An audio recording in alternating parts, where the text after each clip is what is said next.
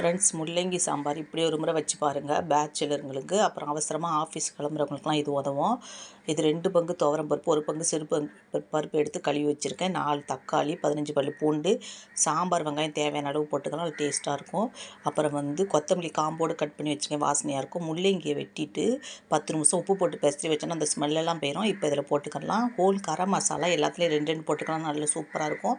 அப்புறம் பெருங்காயத்தூள், மஞ்சத்தூள், தனியாத்தூள், குழம்பு மிளகாத்தூள் போட்டு நல்லா ஒரு 4 விசில் விட்டு எடுத்துக்கலாம். இப்போ விசில் போயிடுச்சு. இப்போ கரண்டியை வச்சு நல்லா கொஞ்சம் கிண்டி விட்டுக்கிறலாம்.